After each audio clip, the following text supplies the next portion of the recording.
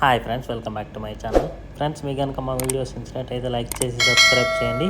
ఇక టాపిక్లోకి వెళ్దాం. ఫ్రెండ్స్, ఈ వెహికల్ అయితే అమ్మకానికి ఉంది. ప్రస్తుతం ఢిల్లో ఉంది. వెహికల్ పరంగా ఎలాంటి ఇష్యూస్ అయితే మీరైతే 4 దిక్కులు చూడొచ్చు.